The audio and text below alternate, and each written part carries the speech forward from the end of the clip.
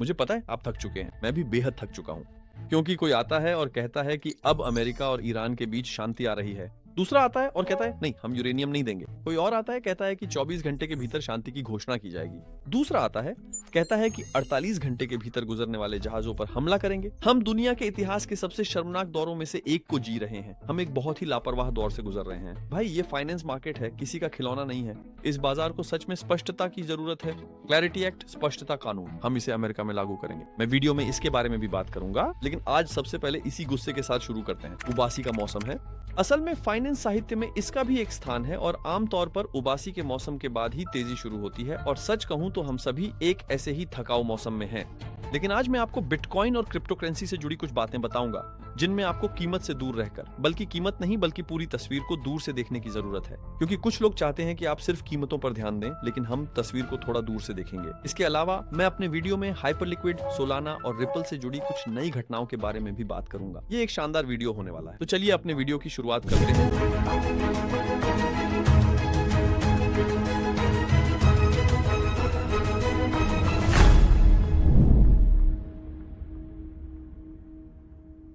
मेरे करीबी लोग सोचते हैं कि मैं दिन भर कंप्यूटर पर ट्रेडिंग और खबरें देखता हूं, पर मेरा मानना है कि असली पैसा ऐसे नहीं बनता। ट्रेडिंग से कमाई तो होती है, पर यह बहुत तनावपूर्ण है। खासकर पिछले एक साल में तो क्रिप्टो ट्रेडिंग से भी पैसा नहीं बना। सही है ना? अब हमारे पास सबसे पहले एक उदाहरण है। यह एक असली उदाहरण है। इस समय आप स्क्रीन पर 88 साल के एक जापानी ट्रेडर को देख रहे हैं। इनका नाम शिगेरू फुजिमोतो है। जापान में इस आदमी की एक पेट शॉप डीलरशिप है, यानी उसके पास जानवरों के उत्पाद बेचने वाली एक दुकान है। लेकिन साथ ही वह ट्रेडिंग भी करता है, और ये बात जापान में जानी जाती है कि वह ट्रेडिंग करता है। और लोग, उसके आसपास के लोग उसे जापान का वॉरेन बफेट कहते हैं। और 1986 में, यानी 40 साल पहले, वह इस बाजार में $3,87,000 के साथ प्रवेश करता है। वह खरीद बिक्री करता है, ट्रेडिंग करता है, पोजीशन खोलता है वगैरह। और 40 साल के अंत में जब वह 88 साल का होता है, उसके पास $14 मिलियन हो जाते हैं। अरे सर, आपने अभी अभी क्या बताया था? आप कह सकते हैं कि ट्रेडिंग से पैसा नहीं कमाया जा सकता, लेकिन वह डेली ट्रेडिंग करता है। वह हर दिन कंप्यूटर के सामने बैठकर खरीद बिक्री करता है। जैसा मैंने कहा, लोग मुझे जैसा समझते हैं। लेकिन अब मान लीजिए कि यह चाचा कुत्ते का खाना बेचने वाले एक चाचा हैं। सोचिए, अगर इन चाचा ने 1986 में 387 लाख S&P 500 ETF में निवेश किए होते, तो आज वो रकम कितनी होती? वह $21 मिलियन हो जाती। यानी 40 साल तक संघर्ष करके उसने $14 मिलियन कमाए। लेकिन अगर उसने 40 साल तक संघर्ष नहीं किया होता तो $21 मिलियन कमा लेता। अब यहाँ सबसे ध्यान देने वाली बात यह है, यह आदमी एक सफल ट्रेडर है। यानी सच में ट्रेडिंग करके इतनी रकम कमाने वाले बहुत कम लोग होते हैं। इसीलिए उसे जापान का वॉरेन बफेट कहा जाता है, यानी एक सफल ट्रेडर। ज्यादातर ट्रेडर इससे कहीं कम कमाते हैं। अभी अभी मैंने वॉरेन बफेट का नाम लिया था। मुझे वॉरेन बफेट पसंद है। मसलन आप वॉरेन बफेट की कंपनी की तुलना S&P 500 से करते हैं। अगर मैंने 40 साल पहले वॉरेन बफेट की कंपनी में $1 लाख लगाए होते तो क्या होता? अगर मैंने S&P 500 में $1 लाख लगाए होते तो क्या होता? इसकी तुलना करने पर वॉरेन बफेट S&P 500 के मुकाबले 96 गुना बेहतर प्रदर्शन करते हैं। यानी वॉरेन बफेट इस काम के उस्ताद हैं। वॉरेन बफेट के एक गुरु हैं बेंजामिन ग्राहम। बेंजामिन ग्राहम की एक किताब भी है। बेंजामिन ग्राहम की एक बात है जो मुझे बहुत पसंद है। वो कहते हैं, अगर आप पैसा कमाना चाहते हैं तो ट्रेडिंग करें, अगर आप संपत्ति बनाना चाहते हैं तो निवेश करें। अब इन दोनों के बीच का फर्क यही है। यानी जापानी अंकल ट्रेडिंग करते हैं, लेकिन मान लीजिए आप बहुत बड़ा निवेश करते हैं। कभी कभी निवेश भी बहुत पैसा दिला सकता है दोस्तों। लंबी अवधि के निवेश, यानी संपत्ति बनाना सिर्फ निवेश से ही संभव है।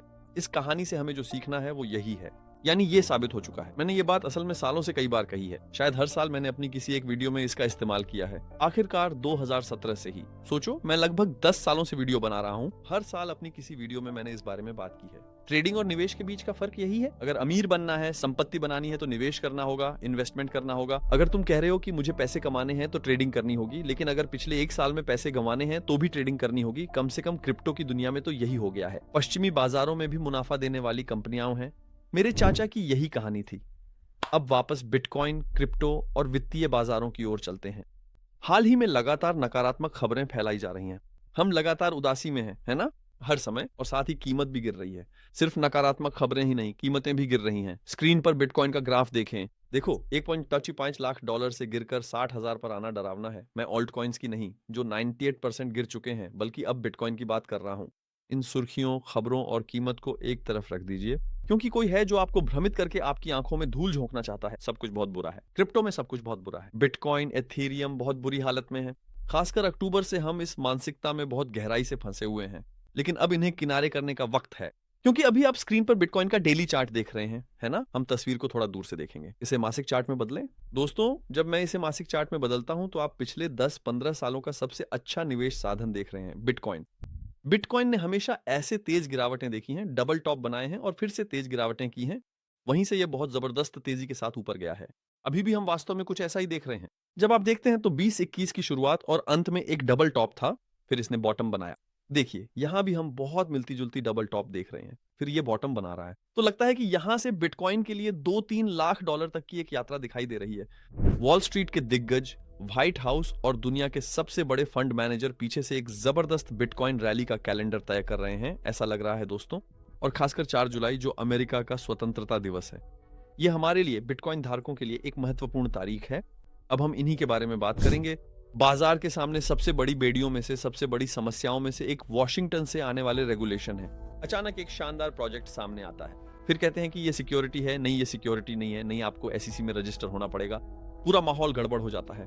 इससे जुड़ा एक कानून अभी सीनेट में पास हो रहा है, क्लैरिटी एक्ट, स्पष्टता कानून। मैं कभी कभी इसका जिक्र करता हूं, लेकिन यह बेहद महत्वपूर्ण कानून है क्योंकि यह अनिश्चितता को खत्म करता है। वित्तीय बाजार अनिश्चितता से नफरत करते हैं, पैसा भी अनिश्चितता से नफरत करता है। आप इस बात को भविष्य के लिए लिख सकते हैं, ये कभी नहीं बदलेगा। इसीलिए हमें यहाँ क्रिप्टो करेंसीज में भी क्लैरिटी एक्ट यानी स्पष्टता कानून की जरूरत है। अब यह क्लैरिटी एक्ट एक साधारण मैच्योरिटी टेस्ट यानी परिपक्वता परीक्षण करेगा। अगर ब्लॉकचेन नेटवर्क का 20% से ज्यादा हिस्सा एक ही जगह नहीं है तो यह हमारे लिए एक टोकन है और हमें इससे कोई मतलब नहीं है। यह न केवल एक विश्वसनीय क्रिप्टो इकोसिस्टम के निर्माण का कारण बनेगा, बल्कि उभरती हुई परियोजनाओं के सामने भी, जैसे कि रिपल बहुत आगे बढ़ रहा था, उसके सामने अचानक एक बाधा आ गई। हम इन बाधाओं को पार कर लेंगे। 2 शानदार खबरें हैं। पॉली मार्केट के अनुसार इस कानून के पारित होने की संभावना 73% है दोस्तों। यानी ऐसा लगता है कि यह काफी हद तक पारित हो जाएगा। मुझे लगता है कि यह पारित हो जाएगा। व्हाइट हाउस का एक लक्ष्य है दोस्तों। वे वास्तव में चाहते हैं कि इस कानून को ठीक 4 जुलाई को मंजूरी दी जाए। 4 जुलाई अमेरिका की 250वीं स्वतंत्रता वर्षगांठ है। अमेरिका में प्रतीकों का बहुत महत्व है। यानी मैं कह सकता हूं कि यह प्रतीकों का देश है और 250वें वर्ष की 4 जुलाई और क्लैरिटी एक्ट की मंजूरी। मुझे साजिश सिद्धांत बिल्कुल पसंद नहीं है, लेकिन यहाँ मुझे लगता है कि क्या कोई हमारे पास मौजूद बिटकॉइन को लेना चाहता है? यानी क्या अमेरिका चाहता है कि बिटकॉइन सिर्फ उसी का हो? ऐसा एक सवाल मेरे मन में उठता है, क्योंकि यही एक ऐसी घटना है जिसमें बहुत सारे प्रतीक शामिल हैं। अगर 4 जुलाई को इसे मंजूरी मिलती है तो क्या होगा? आपने पेंशन फंड्स के बारे में सुना होगा। पेंशन फंड्स दुनिया के सबसे बड़े फंड्स होते हैं। इनके पास बहुत पैसा होता है और ये निवेश करने के लिए जगह तलाशते हैं। यहाँ जब आप सोचते हैं कि पेंशन फंड्स क्रिप्टो में बिटकॉइन, एथीरियम, सोलाना, रिपल में शामिल हो रहे हैं, तो ये बहुत ही रोमांचक विकास है। ये बाजार में बहुत बड़ी नकद राशि के प्रवाह का संकेत है। अब उस बिंदु पर आते हैं जहाँ बाजार और मैक्रो इकोनॉमी सबसे ज्यादा दबाव में है। फेड के नए अध्यक्ष का चयन, उनकी छवि और अतीत काफी सख्त रहा है। क्या केविन वार्शबाज की तरह कठोर हैं? दोस्तों, वे वाकई काफी सख्त हो सकते हैं। वे शक्तिशाली हैं, पर यहाँ बात कुछ और है। हाल ही में केविन वार्श के एक वीडियो में वे कुछ अलग कह रहे हैं। वह ये नहीं कहते भाई चाहे महंगाई कुछ भी हो जाए हम ब्याज दरें घटा देंगे, ऐसा नहीं कहते। वे कहते हैं एआई और ऑटोमेशन खुद ही महंगाई कम कर देंगे, यानी ब्याज दरें ऊंची रहने पर भी एआई धीरे धीरे महंगाई घटा देगा। तो इसका मतलब है कि महंगाई घटने पर ब्याज दरें भी कम हो जाएंगी। इसमें कितना समय लगेगा कह नहीं सकते, पर प्रगति अच्छी है। तो क्या बिटकॉइन $1 मिलियन का होगा? यह साधारण सवाल है, जवाब सीधा है। अगर बिटकॉइन का मार्केट कैप सोने के मार्केट कैप तक पहुंच जाता है तो बिटकॉइन की कीमत $1.1 मिलियन यानी $11 लाख हो जाएगी। दोस्तों, वैसे तो क्रिप्टो में हमारे लक्ष्य अभी खत्म नहीं हुए हैं, लेकिन सिर्फ क्रिप्टो ही नहीं, आप सोना, पेट्रोल, शेयर, इन सबको भी बाइनेंस के जरिए खरीद, बेच और पोजीशन ले सकते हैं। मैं अपने सारे लेन देन बाइनेंस के जरिए करता हूं। इस समय आप स्क्रीन पर क्यूआर कोड देख सकते हैं और वीडियो के विवरण में लिंक भी दिया गया है। यह लिंक सार्वजनिक नहीं है, बल्कि सिर्फ आपके लिए खास है। यह आपको 20% कमीशन छूट देता है और आप $600 तक का वेलकम बोनस भी कमा सकते हैं। दोस्तों, जल्दी से लिंक पर क्लिक करें, बाइनेंस पर रजिस्टर करें और अपनी पहचान सत्यापित करें। यह 2 साल पहले वॉल स्ट्रीट के अनुसार एक ट्विटर मजाक था, लेकिन आज वॉल स्ट्रीट खुद इससे जुड़े विश्लेषण और रिपोर्टें साझा कर रहा है। वैनेक की हालिया रिपोर्ट में बेस केस यानी सबसे यथार्थवादी मूल रिपोर्ट में बिटकॉइन की कीमत $2.9 मिलियन तक हो सकती है, ऐसा अनुमान लगाया गया है। रिपोर्टों में इस पर चर्चा की गई है। यानी यहाँ हाँ, हम में से कई लोग बिटकॉइन की बढ़ोतरी का ज्यादा फायदा नहीं उठा पाए। मैं आपको मना नहीं सका। ओल्ट कॉइन्स अच्छे हैं, पर मैं समझा नहीं पाया कि बिटकॉइन भी बढ़िया है। अगर $50,000 वाला बिटकॉइन 1 मिलियन का हो गया तो जिंदगी बदल जाएगी। बिटकॉइन हमेशा बहुत कीमती है और आज मुझे लगता है कि हमने वॉल स्ट्रीट को घुटने टेकने पर मजबूर कर दिया है। ब्लॉकचेन और बिटकॉइन में विश्वास रखने वाले हम लोग और वर्षों तक की गई हमारी मेहनत के बाद आखिरकार वॉल स्ट्रीट आकर कहता है, हाँ आप सही थे, और अब मुझे ऐसा लगता है जैसे वे हमारे हाथों से ये बिटकॉइन लेना चाहते हैं। मैं ऐसा महसूस करता हूँ। दुनिया का सबसे बड़ा संपत्ति प्रबंधन फंड ब्लैक रॉक, आप इसका नाम बार बार सुनते हैं। रॉक शब्द को भी यहाँ की जादुई शब्द कह सकते हैं। इसके एक सीईओ हैं लैरी फिंक। हाल ही में हम उन्हें अक्सर सुन रहे हैं। आजकल वह बिटकॉइन को डिजिटल सोना कहने लगे हैं। जैसा कि मैंने अभी थोड़ी देर पहले बताया, अगर ये डिजिटल सोना है तो गोल्ड के मार्केट कैप तक पहुंचने के लिए इसे जल्द ही $1 मिलियन होना पड़ेगा। ये निश्चित रूप से निकट भविष्य में बहुत आसान नहीं है, लेकिन जब हम दीर्घकालिक लक्ष्यों को देखते हैं तो समझ में आता है कि बड़े फंड मैनेजर, बल्कि ये कंपनियां दुनिया की मालिक हैं।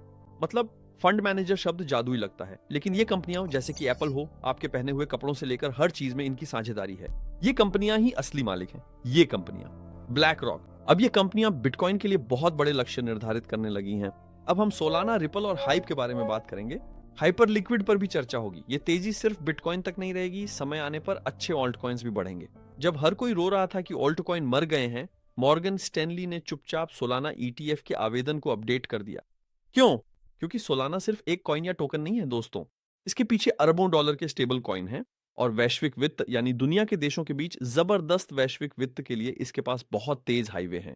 अब सब कुछ सोलाना की वजह से बहुत तेज हो गया है। दूसरी ओर जब हम ट्रांसफर और स्पीड की बात करते हैं तो हमारे दिमाग में रिपल यानी XRP आता है।